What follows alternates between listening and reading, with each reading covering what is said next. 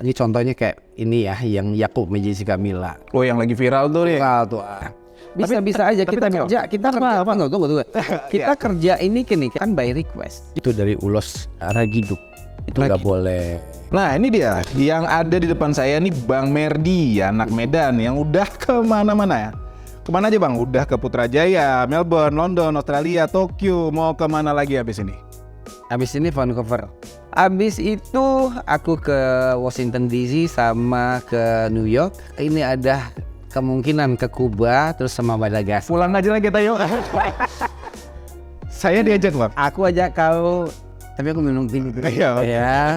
Lanjut. Ini teh Simalungun. Jadi aku ajak kau ke Simalungun aja. Ini teh Sidamani. Teh Sidamani ini keren nih. Olong loh, Bang, to the point aja Bang. Sebenarnya baju Batak tuh sebenarnya yang bagus tuh kayak gimana? Yang kedua, garis besarnya tuh baju adat tuh bedanya tuh gimana sih Bang? Jadi loh, kita harus membedakan konteks antara pakaian yang dipakai untuk keperluan adat sama untuk di luar dari adat. Kita bicara di sini prawedding. Karena kalau bicara prawedding itu kita harus punya konsep ya. Misalnya konsepnya pakaian adat. Ini contohnya kayak ini ya, yang Yakult Jessica Mila. Perpaduan dua budaya sih. Dimana si Yakupnya di situ kan sebagai orang Toba. Lalu kemudian Jessica Mila yang akhirnya dibuat jadi Batak, marga Simalungun.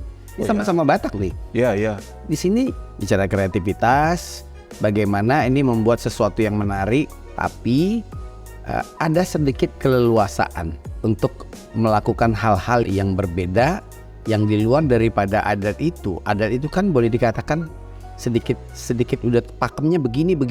Tapi kalau di prewedding kan enggak. Lah, abang mau buatnya kayak gimana Bang kemarin jadinya? Ya di situ kemarin kita ada buat sebuah perjalanan nih. Dimulai dari Batak Toba. Batak Toba ketika manusia dulu itu, manusia bukan hanya Batak aja, manusia dimanapun ketika menggunakan kain sebagai pakaian. Nah itulah yang semua orang tahu tuh bahwasanya wah pakaian Batak Toba itu yang nggak pakai baju gitu-gitu. Jadi sebenarnya aturannya harusnya kayak gimana sih Bang baju-baju yang dipakai sekarang Bang? Ini kan trennya kan udah beda-beda nih Bang. Maksudnya tren dari budaya luar juga udah masuk, tren yang brand-brand yang bagus juga sudah masuk. Ya mempertahankan yang lama itu biar bisa regenerasinya bagus, gimana caranya Bang? Ya makanya dengan yang kayak gini inilah ada prewedding ini kita buat edukasi. Jadi kita di sini kan misalnya ini sebuah perjalanan. Kita ada satu sesi itu menggunakan ketika manusia Batak Toba ini hanya mengenal kain sebagai pakaiannya. Jadi kain ulos itu lilit jadilah baju. Lalu setelah itu ada lagi perjalanan ketika masyarakat Toba itu sudah mengenai baju, yaitu dengan datangnya dagang dari Melayu. Kenallah yang namanya pakaian teluk belangan untuk cowoknya. Lalu kemudian kenallah baju kurung untuk ceweknya. Gitu loh. Lalu kemudian masuk lagi budaya modern gitu. Budaya modern ketika diaspora dari Batak Toba ini pulang ke tanah Batak, mereka membawa budaya dari kota besar. Mereka itu jadi pegawai negeri. Lalu kemudian istrinya ini kan melihat selalu ada acara pakai kebaya gitulah, kebaya gitu ya. Lalu budaya itu dibawa gitu. Nah ini kan sebuah journey, ini yang kita tampilkan. Jadi kalau tadi untuk yang foto priwet tadi Bang, memang ada aturannya nggak sih Bang pemakaian bajunya Bang? Dia kan kita jujur aja Bang, kadang-kadang ada yang mau pakai bajunya, baju adat Bataknya seperti ini, yang A, ada yang B, ada yang C gitu kan. Nah Abang kan sebagai praktisi ya atau ya sama expert lah bisa dibilang gitu. Sebenarnya Abang ngelihat foto-foto priwet itu kan geli nggak sih Bang foto-fotonya dengan baju yang mungkin menurut Abang ya ini salah nih gitu. Ini kok bisa jadi jumplang-jumplang begini nih? Apa nggak khawatir gitu atau risih ya ngelihatnya? Enggak lah, semua tergantung kepada tim ya kalau bekerjanya ya. Kalau kami bekerja untuk private itu kami ada timnya, di situ ada stylistnya juga. Oke. Ada fashion stylist itu penting banget. Yang fashion stylist itu mengerti. Kalau saya kan hanya kayak macam ini pakai ini. Kemudian saya akan brief fashion stylistnya, ini loh bukunya. Ini buku foto-foto zaman dulunya gini supaya kita nggak salah gitu loh. Ini pernah dipakai kayak gini, jadi kita nggak ngarang bebas tuh. Tiba-tiba nanti udah bagus-bagus, terus dia pakai hiasan kepalanya itu hiasan yang daun-daun lah. Jadi pada prinsipnya aturan untuk baju adat untuk foto pre-wed itu nggak ada. Sebenarnya nggak ada. Bebas. Nggak juga. Nggak juga. Bebas tapi ada aturannya gitu loh. Ada aturannya. Makanya tolong, ini kan sekarang zaman ini lagi canggih nih. Lu punya yang namanya smartphone. Ya. Terus lu bisa cari informasi di sana aja. Lu ketikkan semua keluar kok gitu loh. Tapi kan kami nggak tahu bang. Yang kayak kasusnya kemarin yang abang sempat viral punya Yakub itu. Ini sekarang lagi viral Yakub yang gotongnya itu. Lah abang buat yang benar aja menurut abang ya itu disalahkan juga. Ya, bagus dong, berarti ada catch up antara netizen kan. Ini kan sekarang kita pengen ngasih edukasi kepada orang-orang yang tidak mengerti gitu loh. Lah justru yang biasanya kan kalau kita di wedding Batak gitu ya dengan gotong yang di Simalungun itu toh juga mereka pakai batik-batik juga, dan penatua di sana juga yang pakai itu bang.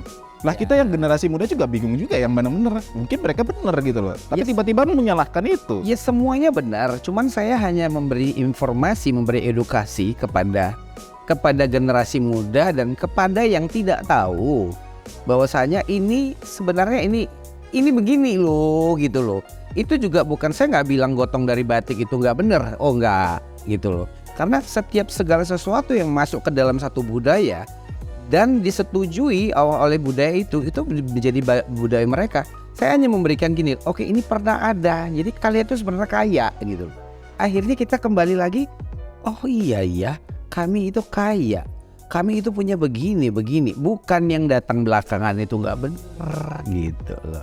Yakub itu kan dari Simalungun bang. Mamanya dari Simalungun. Jessica Mila itu dari Jawa, blasteran campuran Manado, ada sedikit ada bulenya. Kenapa abang nggak campurkan aja? Bisa nggak sih sebenarnya kalau misalnya si Jacob itu pakai baju Simalungun dan si Mila itu pakai baju adat Manado sana, kira-kira kok dijadikan sebuah foto pre-wed begitu, kira-kira nyambung nggak? Jadi kita bicara kalau udah kayak gini timnya, tim. Tapi saya kebagian tentang yang culture-nya aja.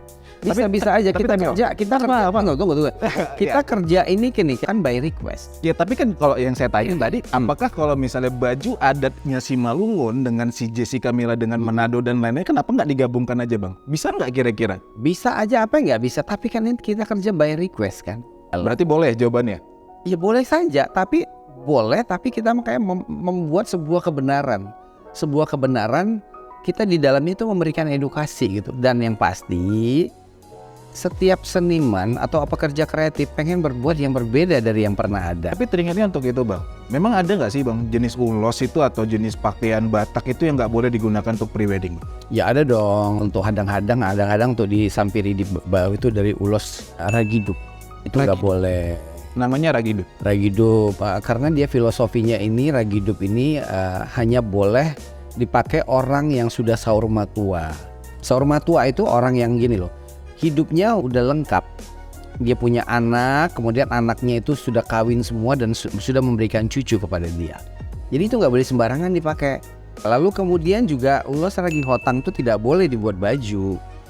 Ulos ragihotang tidak boleh dibuat baju karena itu khusus hanya untuk perkawinan. Jadi ulos itu diberikan kepada mantu laki-laki dari kedua orang tua mempelai perempuan. Jadi kalau warna yang cocok itu bang untuk yang di ulos Batak itu bang, untuk yang pre-wedding itu warna apa sih bang sebenarnya bang? Di awal itu sebenarnya warna apa bang? Di muka bumi itu dulu warna itu hanya 4 dari warna alam. 4 itu ya, warna merah yang didapat dari kulit akar mengkudu, warna biru dari fermentasi daun tarum ataupun indigo atau salaon. Lalu kemudian ada warna kuning dari kunyit. Lalu kemudian ada warna hitam itu percampuran itu, dan warna putih. Yang dipakai untuk pakaian sehari-hari itu adalah warna biru indigo. Karena zat yang terdapat di indigo ini, dia itu bisa menghalau serangga dan membuat ke badan juga adem, nyaman. Berarti hanya 4 warna itu aja yang dipakai di zaman dahulu? Zaman dulu itu warna budaya kita. Yang dipakai untuk keseharian itu warna biru.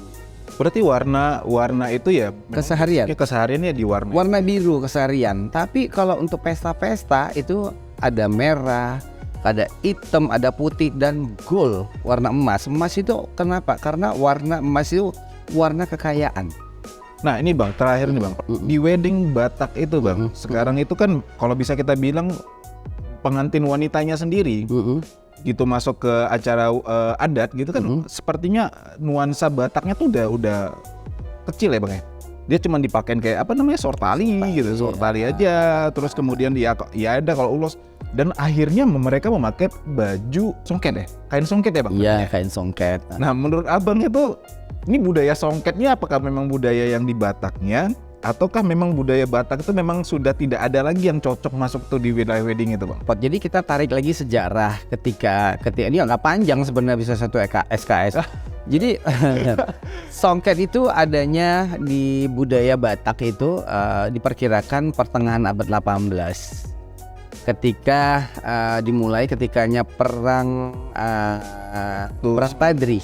Iya, perang Padri ya. Jadi ada satu kain dulu. Kain itu ditenun motifnya itu dengan batu permata. Namanya ulos nani nondang. Nah, ulos nani nondang itu dipakai ketika pengantin anak-anak raja.